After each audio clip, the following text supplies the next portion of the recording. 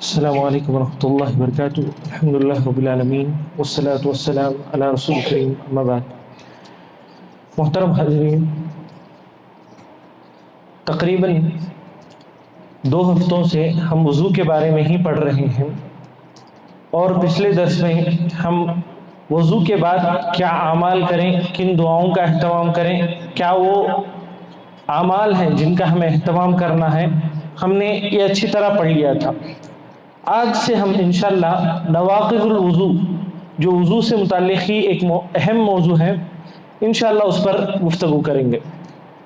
نواقض الوضو کسے کہتے ہیں؟ اگر عام فہم میں کہا جائے تو جس سے بھی ہمارا وضو ٹوٹ جاتا ہے، جس سے بھی ہمارا وضو مکمل طور پر فاسد ہو جاتا ہے، باطل ہو جاتا ہے، اس کو نواقض وضو کہتے ہیں. اصل میں نواقض وضو ناقض سے ہے. ناقض یعنی کوئی بھی چیز اگر خراب ہو جاتی ہے، اگر اس میں فساد آ جاتا ہے، وہ اس کے افساد والی بات آ جاتی ہے تو اسے ناقض کہتے ہیں. اور اسی سے نواقض یعنی جمع ہے یہ. اور نواقض الوضو وہ اعمال جن سے ہمارا وضو ٹوٹ جاتا ہے. اور اس معاملے میں عوام الناس کے درمیان، لوگوں کے درمیان بہت زیادہ اشکالات رہتے ہیں. کیا اس سے وضو ٹوٹتا ہے، کیا اس سے وضو ٹوٹتا ہے، عجیب عجیب جو ہے مسئلے اس سے متعلق رہتے ہیں. جب ہم جو ہے صحیح نواقض کیا ہیں، صحیح رسول اللہ صلی اللہ علیہ وسلم نے جو باتیں بتائی ہے جن سے وضو ٹوٹ جاتا ہے، اگر وہ ہم جان لیں گے تو انشاءاللہ ہمارے تمام اشکالات ختم ہو جائیں گے کہ یہ نواقض وضو ہیں، یعنی ان سے وضو ٹوٹتا ہے، ان کے علاوہ جو بھی ہم کام کریں تو ہمارا اس سے وضو نہیں ٹوٹتا. یہ ہمیں صاف طور پر سمجھ میں آ جائے گا. تو آج جو ہے انشاءاللہ صرف ایک ایسا عمل جس سے ہمارا وضو مکمل طور پر ٹوٹ جاتا ہے وہ ہم ایک جانیں گے، کیونکہ اس میں تھوڑی تفصیلات ہے. انشاءاللہ آنے والے دروس میں بقیہ جانتے ہیں. پہلا جو ناقض ہے، پہلا جو ایسا عمل ہے جس سے ہمارا وضو ٹوٹ جاتا ہے، وہ ہے بول و براز، یا پھر جو ہے ہوا کا خارج ہو جانا، یا پھر جو ہے ایسی کوئی چیز ہمارے جسم سے نکل جانا جس سے ہمارے اوپر غسل واجب ہو جاتا. غسل واجب ہو جاتا، بول و براز ہو، یا پھر ہوا کا خارج ہو جانا ہو، یا پھر منی مزی. اسی طرح خواتین کا اگر مسئلہ ہے تو حیض ہو، نفاس ہو، استحاضہ ہو، کوئی بھی اس طرح کی چیزیں اگر بدن سے نکل جاتی ہیں تو کیا ہے؟ یہ ناقض ہے، یہ ہمارا وضو ٹوٹ جاتا ہے. اس کے لیے دلیل کیا ہے؟ بخاری کی روایت ہے، ابو ہریرہ رضی اللہ عنہ فرماتے ہیں کہ رسول اللہ صلی اللہ علیہ وسلم نے فرمایا لا تقبل صلاة من احدث حتى يتوضا. رسول اللہ صلی اللہ علیہ وسلم نے واضح طور پر فرمایا کہ اگر کسی کا وضو ٹوٹ جاتا ہے، یعنی من احدث، احدث مطلب یعنی جسے حدث واقع ہو جاتا ہے. حدث میں آگے بتاؤں گا کیا ہے، اس سے پہلے بھی ہم نے پڑھا تھا، دوبارہ میں بتا دیتا ہوں. من احدث، اگر کسی پر حدث واقع ہو جاتا ہے تو اس کی نماز اس وقت تک قبول نہیں ہوگی جب تک کہ وہ دوبارہ وضو کر لے. تو یہ صاف دلیل ہمیں ملتی ہے جس سے ہمیں معلوم ہوتا ہے کہ اگر حدث ہو جائے، یعنی کوئی بھی بول و براز جیسا واقعہ ہمارے ساتھ پیش آ جائے، تو جب تک ہم وضو کو نہ دہرا لیں گے تو ہماری نماز نہیں ہوگی. پھر ایک آدمی نے، جو حضرموت جو ایک جگہ ہے وہاں کا آدمی تھا، اس نے رسول اللہ صلی اللہ علیہ وسلم سے سوال کیا مل حدث، حدث کیا ہے؟ تو ابو ہریرہ رضی اللہ عنہ فرماتے ہیں کہ رسول اللہ صلی اللہ علیہ وسلم نے فرمایا فساء او ذرات. رسول اللہ صلی اللہ علیہ وسلم نے فرمایا کہ ہوا کا خارج ہو جانا یہ حدث ہے، یہ حدث ہے. ہوا کا خارج ہو جانا یہ حدث ہے. دیکھیے یہاں رسول اللہ صلی اللہ علیہ وسلم نے صرف حدث کو یہ بتایا کہ اگر ہوا خارج ہو جاتی ہے تو یہ حدث ہے، جبکہ بول ہے، براز ہے، پیشاب وغیرہ ہے، تمام چیزوں کو نہیں بتایا.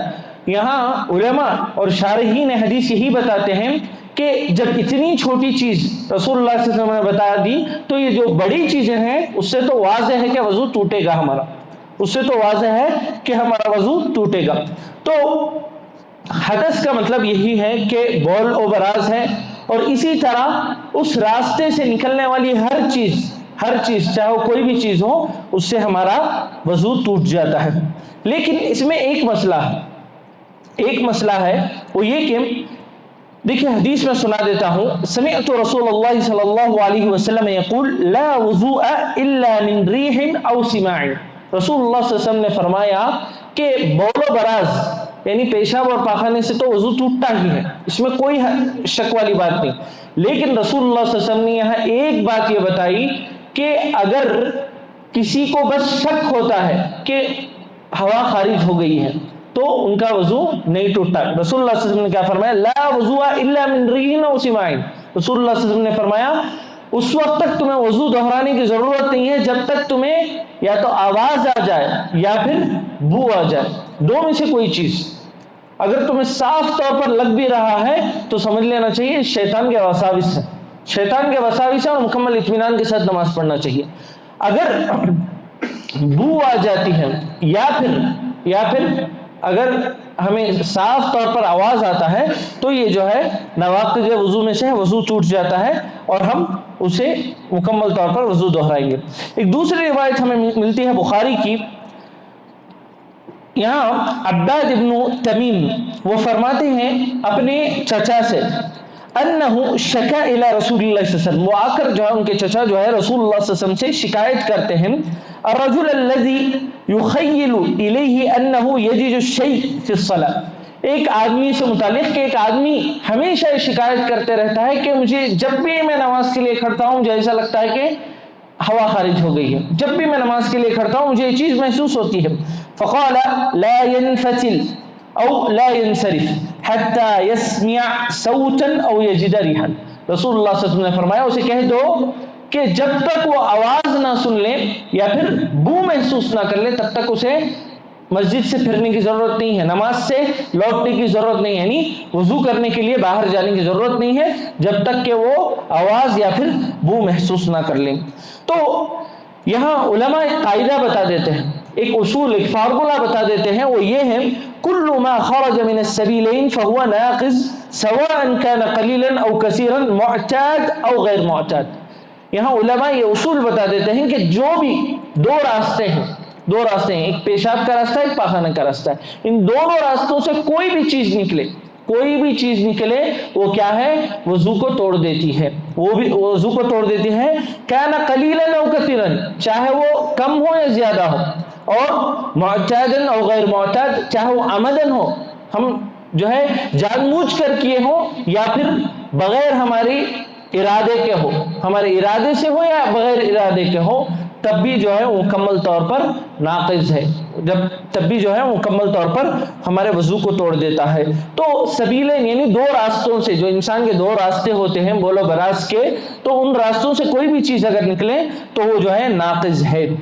एक आखिरी मसला बयान कर देता हूँ इससे मुतालिक, वो ये कि औरत की जो शर्मगाह रहती है जिससे औरत पेशाब वगैरह करती है, वहाँ से कभी कभार जो है औरतों को ये महसूस होता है कि हवा निकलती है, औरतों को ये महसूस होता है। तो इससे मुतालिक जो है ना उलमा से फतावे पूछे गए, शेख इब्न उसैमीन वगैरह और दीगर उलमा ने यही कहा है कि वो नवाक़िज़ में से नहीं है, वो नवाक़िज़ में से नहीं है। अगर सामने वाले हिस्से से औरत के जो है पेशाब वगैरह निकलता है या फिर इसी तरह खून, इसी तरह मनी हो, इस तरह की तमाम चीज़ें अगर निकलती है तो वो नाक़िज़ है। अगर हवा निकलती है सामने वाले हिस्से से तो ये नाक़िज़ नहीं है, ये वज़ू नहीं टूटता है इससे।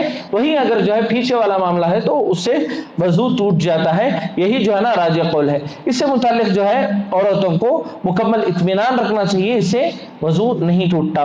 तो इस दर्स का खुलासा यही है, चाहे सामने से हो या पीछे से हो, कोई भी चीज़ निकले तो उससे हमारा वज़ू मुकम्मल तौर पर टूट जाता है, चाहे वो बोलो बराज हो, मनी हो, मज़ी हो। इसी तरह औरतों के मसले में हैज़, निफास, इस्तिहाज़ा, ये तमाम किस्म के जो भी खून आते हैं तमाम से वज़ू टूट जाता है। बाद से हम पर सिर्फ वज़ू वाजिब होता है और बाद से हम पर गुस्ल भी वाजिब हो जाता है। वो मसाइल हमने पढ़ लिए हैं।